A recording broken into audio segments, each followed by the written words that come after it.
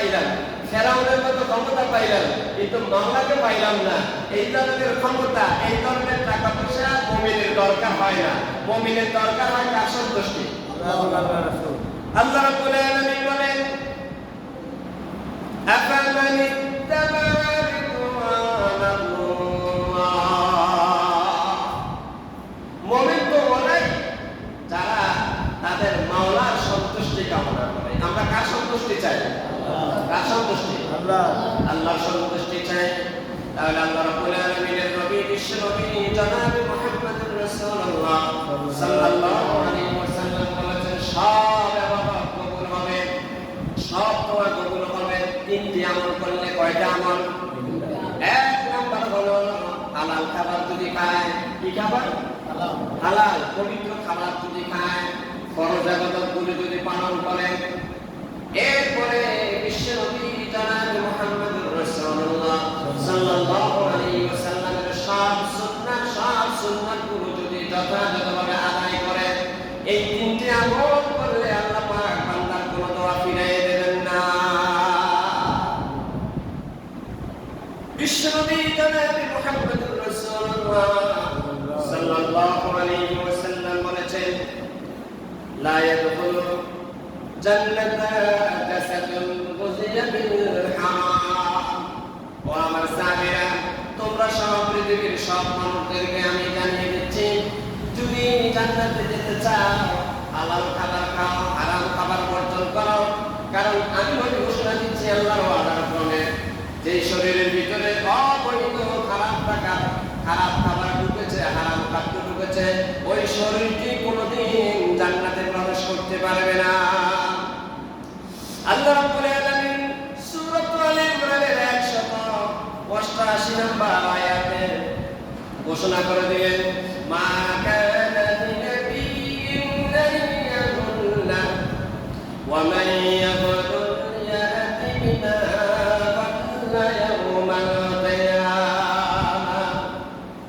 আল্লাহ রাব্বুল আলামিন বলেন, হে নবীর সাহাবীরা শোনো, নবীর জন্য শোভনীয় নয় কোনো জিনিস চুরি করা। জেনে রাখো যে যে জিনিস চুরি করবে কিয়ামতের দিন ওই জিনিসটা মাথায় নিয়ে হাসরের ময়দানে উঠতে হবে।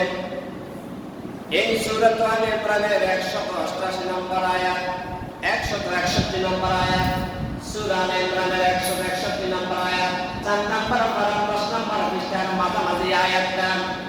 বদরের যুদ্ধে যখন কোনো গনিমতের মাল যা পেয়েছিল সাহাবায়ে কেরাম, তার ভিতরে নকশি করা একটা মূল্যবান চাদর পাওয়া গিয়েছিল।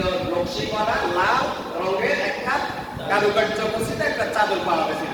একটা ভালো মানের কম্বল বলা যায়, ভালো মানের কম্বল পাওয়া গেছিল, একেবারে লাল রঙের এবং নকশি করা। তো এই চাদরটা কিন্তু পাওয়া যায়নি।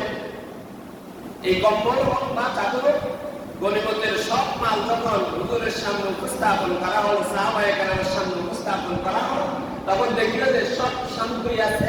গনিমতের মাল হলো যুদ্ধের ময়দানে কাফিরদের থেকে দেশ জয় করার পরে যেটা পায় এটাকে গনিমতের মাল বলে। এই গনিমতের মালের ভিতরে ওই দামি কম্বলটা নাই। সাহাবায়ে কেরামের মনের ভিতরে সন্দেহ জাগ্রত হইল।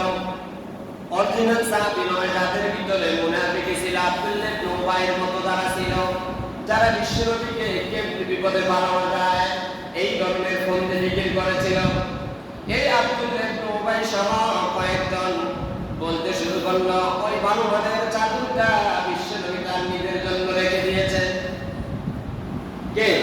আব্দুল্লাহ ইবনে উবাই। তিনি মুনাফিকের সর্দার ছিলেন, যার কারণে বদরের যুদ্ধ সংঘটিত হয়েছে। আব্দুল্লাহ ইবনে উবাই ষড়যন্ত্র।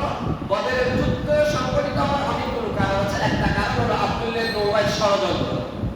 তো আব্দুল্লাহ ইবনে উবাই সহ তার অনুসারী দু চারজন যারা ছিল, তারা মনে মনে চিন্তা করেছিল যে মনোবলটা দুনিয়া বিশ্বনবী তার নিজের পরিবারের জন্য রেখে দিয়েছে। খবরটা জানে কে? মানুষের অন্তরের খবর কে জানে? আল্লাহ জানে। আল্লাহ সাথে সাথে জিবরাইল পাঠালেন, জিবরাইল যাও আমার নবীকে দুর্নীতি মুক্ত নবী হিসেবে ঘোষণা দিয়ে আসো। সুবহানাল্লাহ। মা কানা লিনাবিয়্যিন আন ইয়াগুল্লা ওয়া মান ইয়াগুল ইয়াতি বিমা ক্বাল্লা ইয়াওমাল কিয়ামাহ। আল্লাহ রাব্বুল আলামিন বলেন, ও নবীর সাহাবীরা শোনো, কোন নবীর জন্য শোভনীয় নয়, কোন নবীর কাজ নয় মর্যাদার খেলা হলো কোন জিনিস লুকিয়ে রাখা, চুরি করা। জেনে রাখো যে ব্যক্তি যে জিনিস দুর্নীতি করে, গোপন করবে, চুরি করবে, কিয়ামতের দিন ওই চুরি করা জিনিসটি মাথায় নিয়ে হাসরের ময়দানে উঠতে হবে। নাউযুবিল্লাহ। ওয়া মান ইয়াকুলু ইয়াতি বিমা ওয়াল্লা ইয়াউমাল কিয়ামাহ। তাহলে যে ব্যক্তি যে জিনিস চুরি করবে, কিয়ামতের দিন ওই ব্যক্তি ওই জিনিসটি মাথায় নিয়ে উঠবে। গতকালকে আমি মাইকে গিয়েছিলাম, তো যখন ফরমানের ফোনটা আমি পাবে দিচ্ছি, তখন একজন আমারও বললো, হুজুর এখানে একজন কসাই আছে, গত বছর এই কসাইরে বাঁধি তার গরু বিদ্যুৎ চলে গেছিল। তখন আমি চিন্তা করলাম, আচ্ছা টাকা পয়সা চুরি করলে মোটা ছোট মোটো আছে মাথা তুলে সহজ, এই 2-3 ট্রাক গরু নিয়ে আপনি কেমন আসলে ময়দানে। পরে আবার চিন্তা করলাম, আল্লাহ তো বলছে যে ব্যক্তি জমি চুরি করে, জমি চিনেননি।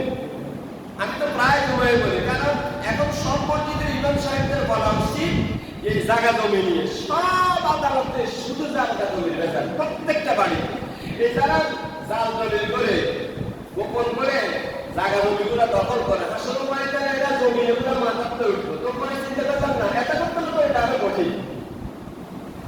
যে ব্যক্তি জমি যেটা চুরি করলো, জাল দলিল করে অথবা ভুয়া বুটিয়ান বানায়, ভুয়া দলিল বানায়, যে জমিটা যে চুরি করলো, আসলে ময়দানে ওই জমিটা তার গলায় ঝুলাই দিবে। নাউযুবিল্লাহ। থাকেন না ওরা তো আর পাগে, নাউযুবিল্লাহ আর পাগে কেন ওয়া আর পাগে, কিন্তু সুবহানাল্লাহ আলহামদুলিল্লাহ কোনটা কি বলবো, এগুলো আপনারা বাকি কেন একটু জিকির করি, লা ইলাহা ইল্লাল্লাহ, লা ইলাহা ইল্লাল্লাহ, লা ইলাহা ইল্লাল্লাহ, লা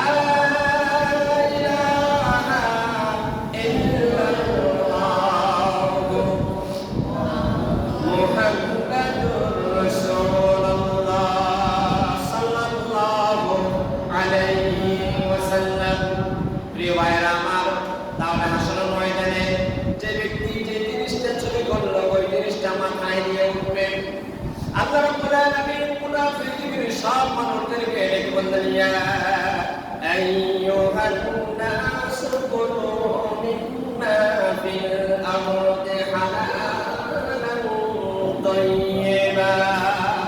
আল্লাহ রাব্বুল আলামিন সূরাতুল বাকারার 168 নম্বর আয়াতে পৃথিবীর সব মানুষদেরকে ডেকে বললেন, ও আমার বান্দারা শোনো, ইয়া আইয়ুহান নাস কুলু মিম্মা ফিল আরদি হালালান তাইয়্যিবা।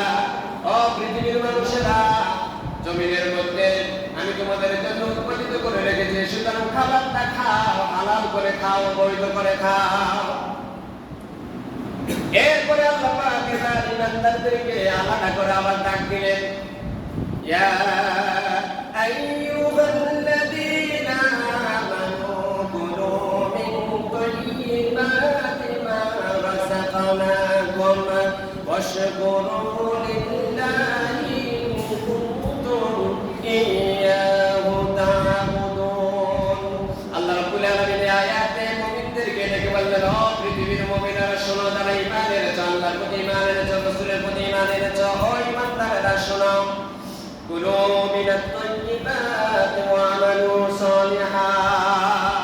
তোমরা পবিত্র খাবার খাও, তোমাদেরকে আমি কুলু মিন তাইয়্যিবাতি মা রাযাকনাকুম, আমি তোমাদেরকে যে রিজিক দিয়েছি, যে খাবার দিয়েছি, সেগুলো পবিত্র করে খাও।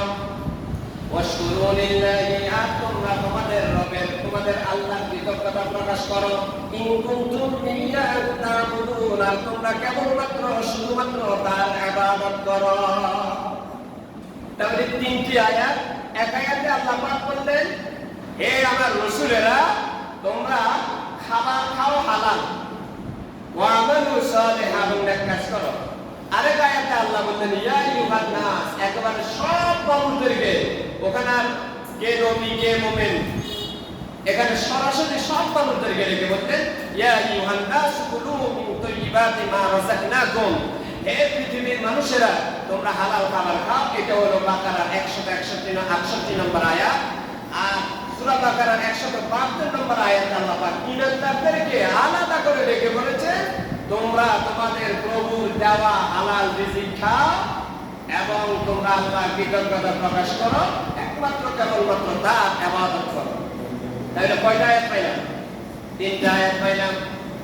এরপরে আল্লাহ পাক আরেকটি আয়াতে সূরাতুল বাকারা 188 নম্বর আয়াতে বললেন, ওয়ালা তাকুলু আমওয়ালাকুম বাইনাকুম বিল বাতিল। হে পৃথিবীর মানুষেরা, তোমরা অন্যের সম্পদ অবৈধ পন্থায় ভক্ষণ করো না। সরাসরি দুর্নীতির আয়াত। লা তাকুলু আমওয়ালাকুম বাইনাকুম বিল বাতিল। বাতিল মানে হলো অবৈধ পন্থায়।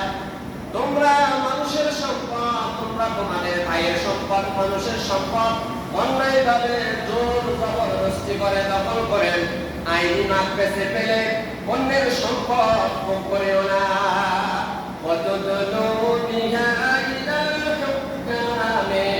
তোমরা বিচারকদের কাছে ভুল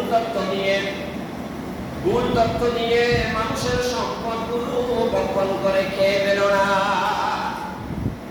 জিও ভাই, আপনি তো জমিয়ে থাকেন বা আদালতের রায় আছে, এখন আদালত কি জানে তারা কয় ভাই, তার কখন ছিল, তার বড় চাচা কখন মারা গেছে, তথ্যগুলা গোপন করিয়া এরকম খাই কিনা।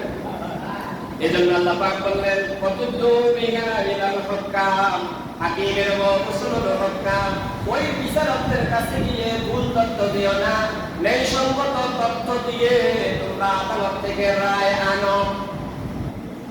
আর আমাদের দেশের উকিলগুলা যা মিথ্যা কথা এগুলো বলতে পারে,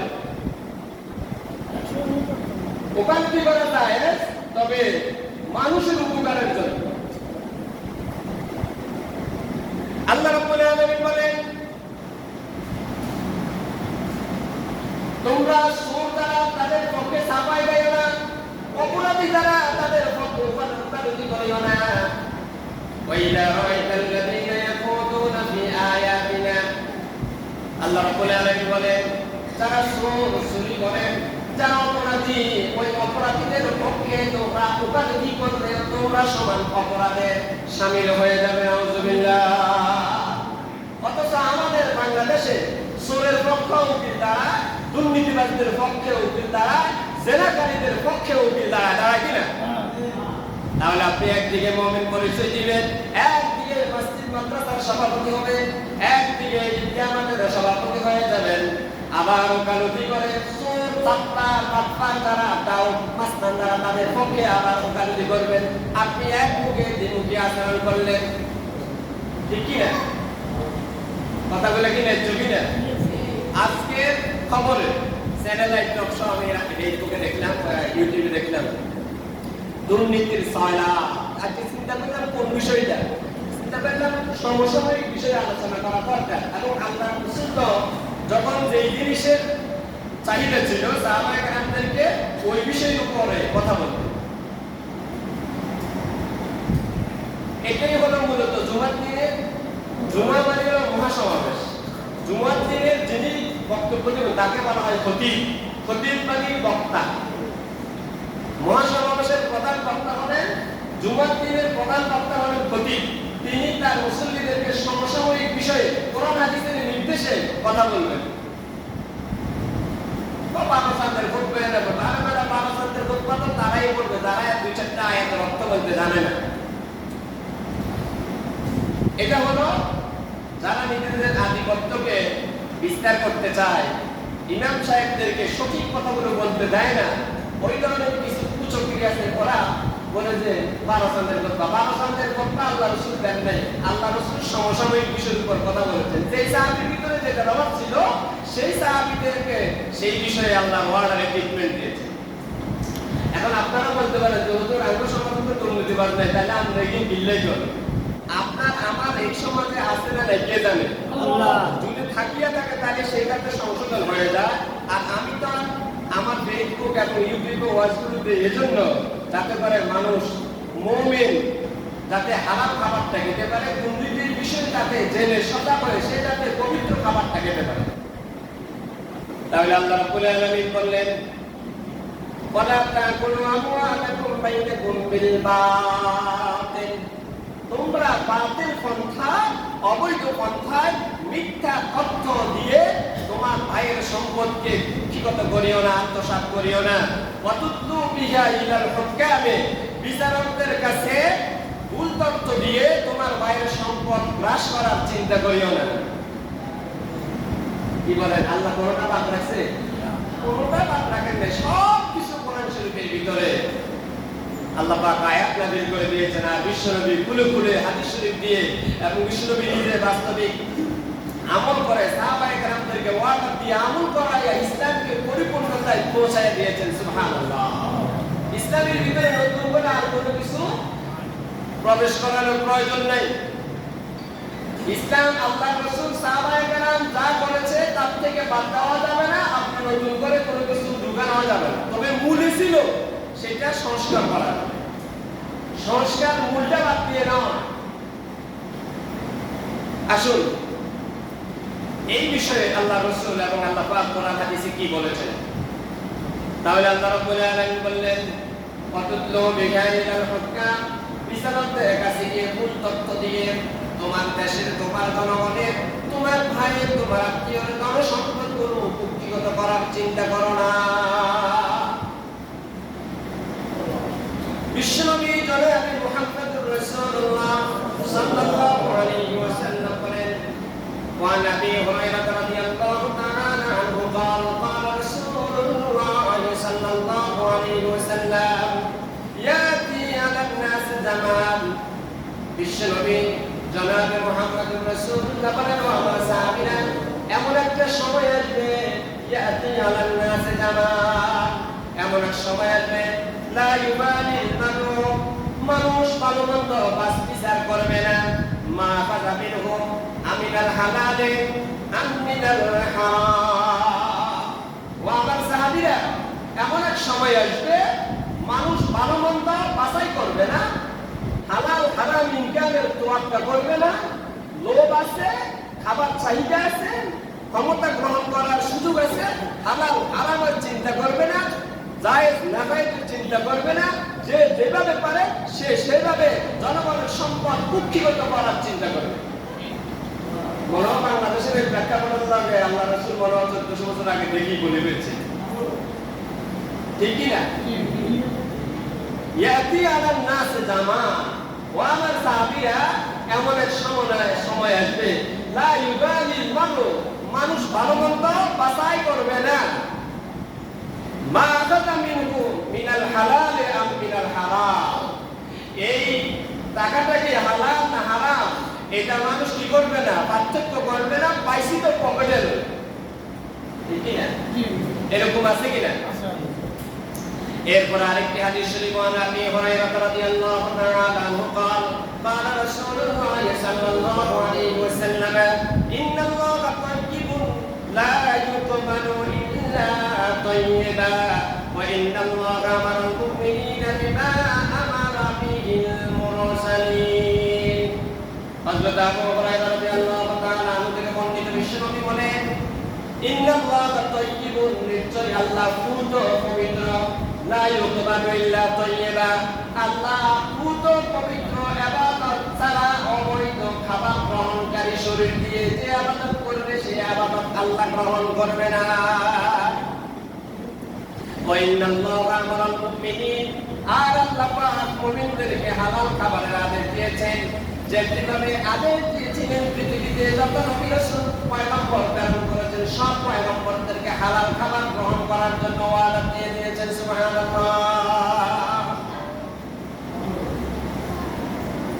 হযরত আবু বকর সিদ্দিক রাদিয়াল্লাহু তাআলা আনহু যখন খলিফা, কে? আবু বকর সিদ্দিক। আবু বকর সিদ্দিক রাদিয়াল্লাহু তাআলা আনহুকে চিনেন তো আপনারা?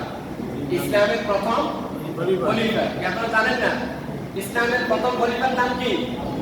আবু বকর সিদ্দিক রাদিয়াল্লাহু তাআলা আনহু।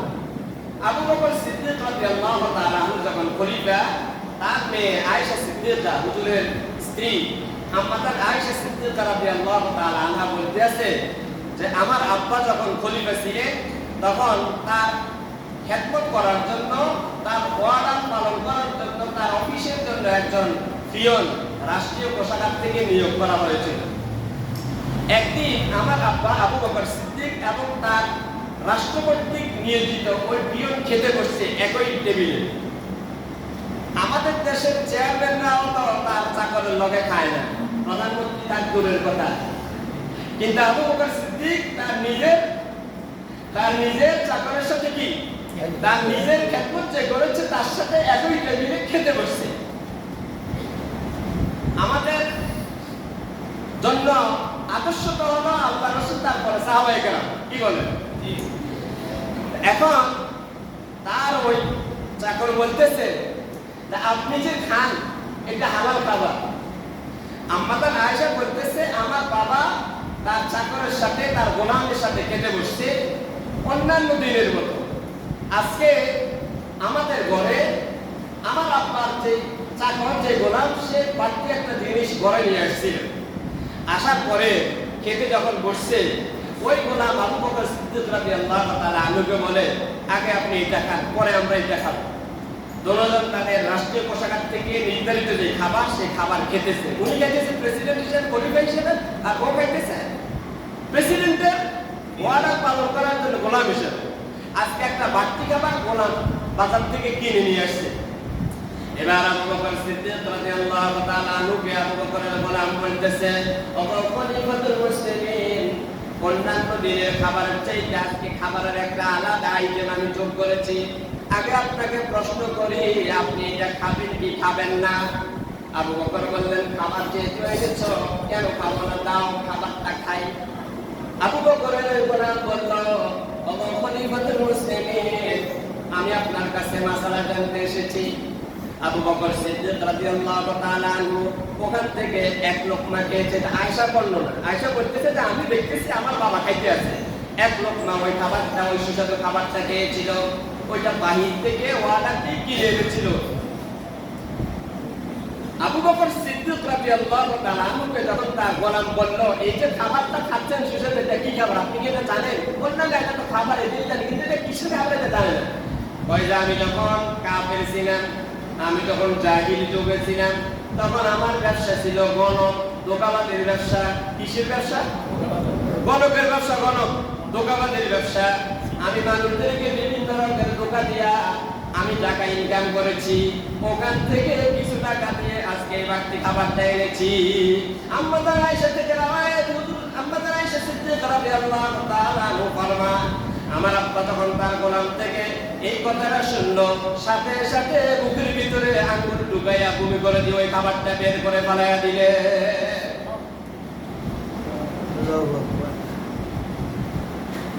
আমরা কি পারবো? প্রিয় ভাই সব, আমার জনাবে মুহাম্মদুর রাসূলুল্লাহ সাল্লাল্লাহু আলাইহি ওয়াসাল্লাম বলেছেন লা ইউকবালু সালাতুন বিগাইরি তুহর ওয়া লা ইউকবালু সাদাকাতান মিন গুলুল। আল্লাহর হাবিব সাল্লাল্লাহু আলাইহি ওয়াসাল্লাম বলেছেন পবিত্রতা ছাড়া যেমন নামাজ কবুল হয় না। আপনি ওযু করলেন, নামাজে দাঁড়াইলেন, নামাজ আদায় হবে, কিন্তু ওযু করেন নাই, আপনি নামাজ আসলেন, নামাজ কবুল হবে না। কবুল হবে না, বরঞ্চ এটা যদি আপনি নামাজের সাথে তামাশা করেন আপনার ঈমান চলে যাবে। ওয়ালা ইউকবালু সাদাকাতান মিন গুলুল।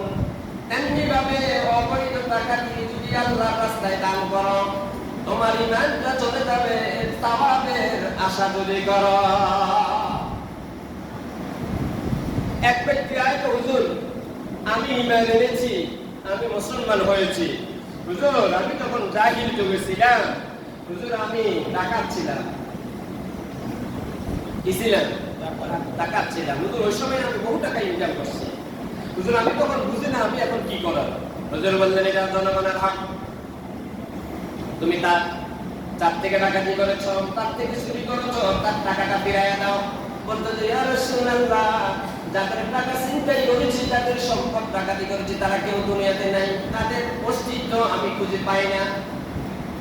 হুজুর বললেন ওই টাকাটা আল্লাহর রাস্তায় দিয়ে দাও, আল্লাহ যদি ইচ্ছে করেন তোমাকে ক্ষমা করতে পারেন, আর আল্লাহ যদি ইচ্ছে করেন তোমাকে শাস্তি দিতে পারেন।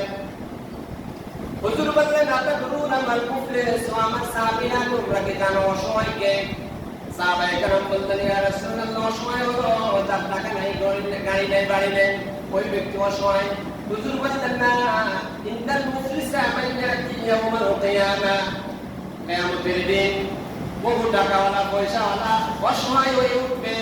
তাদের নামাজ থাকবে, যাকাত থাকবে, রোজা থাকবে, হজ থাকবে, এরপরেও তারা অসহায় হয়ে উঠবে। তাদের ডান পাশে তাদের ইবাদতের সওয়াব পাহাড়ের মতো হয়ে দাঁড়িয়ে থাকবে।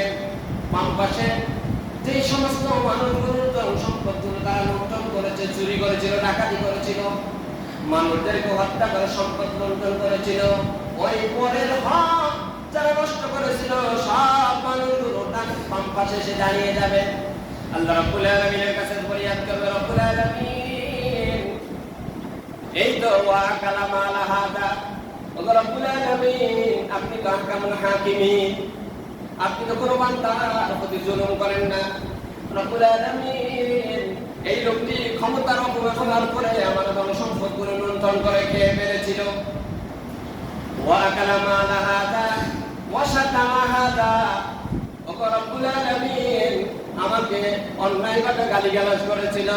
ওয়া সাফাকা দামা হাদা, ও রব্বুল আলামিন রাস্তার মাঝখানে ফেলে আমাকে জবাই করে আমার ধনসম্পদগুলো লুণ্ঠন করে খেয়ে ফেলেছিল। ও রব্বুল আলামিন আমাকে গুম করে হত্যা করে আমার ধনসম্পদগুলো খেয়ে ফেলেছিল। রব্বুল আলামিন আপনি তো আহকামুল হাকিমিন, আপনার কাছে বিচার চাই। এবার রব্বুল আলামিন বলবে, ও আমার বান্দা তুমি কি এই কাজ করেছিলে কিনা? এক্সক্লুসিভ রিপোর্টের মধ্যে উঠতে দেখবে কোন দিন কোন টাইমে সে ডাকাতি করেছিল, হত্যা করেছিল, কোন দিন কোন টাইমে মানুষদেরকে গুম করেছিল। দুনিয়ার ক্লোজ সার্কিট ক্যামেরাকে নষ্ট করা যায়, কিন্তু ইন্নাল্লাহা আলা কুল্লি শাইইন রাকিবা, আমার মাওলার কুদরতি ক্যামেরা এটাকে নষ্ট করা যায় না। ওয়া কুল্লু ইনসানিন আলজামনাহু তায়রাহু ফি উনুকিহি, প্রত্যেক মানুষের গলায় আল্লাহ পাক অটো ক্যামেরা ফিট করে দিয়েছেন। সূরা বনী ইসরাঈল 15 নম্বর পারা 2 নম্বর পৃষ্ঠায় আল্লাহ পাক বলেছেন প্রত্যেক মানুষের গলায় আমি অটো ক্যামেরা ফিট করে দিয়েছি। তার ব্রেনের ভিতরে যেরকম আগুন ফিট করে দিয়েছি দেখা যায় না, তার বডির ভিতরে যেমন রূহ ফিট করে দিয়েছি দেখা যায় না। আমার আপনার বডিতে রূহ আছে দেখা যায় না, আমার আপনার আকল আছে, ব্রেন আছে, এটা দেখা যায় না। আমার আপনার গলায় আল্লাহ পাক সিসি ক্যামেরা ফিট করে রেখেছেন, এটাও দেখা যায় না। আল্লাহ রাব্বুল আলামিন বলবে, ওরে আমার বান্দা এই লোকটার প্রতি জুলুম করলি কেন? বলবে যে এই লোকটা বিরোধী দল করতো, এই লোকটার অনেক সম্পদ আমার সহ্য হয় নাই, এই লোকটার বাজারে আমার বাড়ি আমার দোকানের পাশে দোকান ছিল আমার সহ্য হয় নাই, এই লোকটার বড়ের পাশে আমার জমি ছিল, এই লোকটার জমিনের পাশে আমার জমি ছিল, সহ্য হয় নাই। আমার যখন পাওয়ার ছিল, ক্ষমতা ছিল, ছেলে বেশি ছিল, অবৈধ পাওয়ার ছিল, বেশি শক্তি ছিল, ওই সব কিছু প্রয়োগ করে আমি ধন সম্পদগুলো আত্মসাৎ করে ফেলেছি। রব্বুল আলামিন আজকে কি আমাকে মাফ করা যায় না? আল্লাহ রাব্বুল আলামিন বললেন ততক্ষণ পর্যন্ত না তার সম্পদ নষ্ট করার জন্য দুর্নীতি করেছে তারা যদি মাফ না করে ততক্ষণ পর্যন্ত আমি আল্লাহ মাফ করব না। এবার যার টাকা চুরি করছে তার টাকা দেওয়ার পরেও বলবে যে তোমার নামাজের সব এতারে দিয়ে দিচ্ছে, আরেকটা নাই তো হুজুর এত আছে না আঙ্গা এলাকা চেয়ারম্যান, এত আছে না আঙ্গা এলাকার এমপি, এত আছে না আঙ্গা এলাকার মন্ত্রী, আমরা আমাদের সম্পদের দিকে দৃষ্টি পড়েছে। রব্বুল আলামিন এতে অবৈধভাবে আদালতের মাইলেজ দিয়ে আমরা সব দখল করে লেগেছে। আল্লাহ বলতে হাজি সাহেব বলছেন তা যাকাত এত সব দিবে দিদিছে তারা আর গায় আল্লাহ এই আন্ধারেরা তাই আইতেছি আই অমুকের স্লোগান দিয়েছিলাম এত আন্ধারেরা দৌড়ি আরে এমন ঘুমান না ঘুমাইছে। আল্লাহ বলতে তো রোজার সব এতারে দিবে, তাইলে রোজার সব গেল, নামাজের সব গেল, হজের সব গেল, যাকাতের সব গেল। এবার আল্লাহ বলবে আরেকজনাই বলবে রব্বুল আলামিন এত এলাকার চেয়ারম্যান ছিল, মেম্বার ছিল, দলের নেতা ছিল, বড় মাছকে আমি বাজারে বিক্রি করে আমার ছেলে মেয়ের জন্য কাপড় চোপড় কিনবো, এই বড় মাছকে ব্যাগে করে নিয়ে গেছে আমার পয়সাটা দেয় না, আমি পয়সা পাবো। আল্লাহ বলবে কি রে সব দেবো, আল্লাহ সব তো নাই বলবে এবার এই লোকটির সব গুলো তোমার মাথায় নিয়ে না। হুজুর বললেন ও আমার সাহাবীরা এরাই হলো আসল মুফলিস অসহায়। তাহলে আপনি দেখবেন হাতে তসবিহ মাথায় টুপি, বাহ কত বড় বিশ্বাস, এই হুজুর মতো কত বড় হুজুর, কিন্তু হাসরের ময়দানে জিরো, ঠিক কি না? এজন্য প্রিয় ভাই সব আপনি যত বড়ই লম্বা পাঞ্জাবি গায়ে দেন, যত বড়ই হাতে তসবিহ রাখেন, তত বড়ই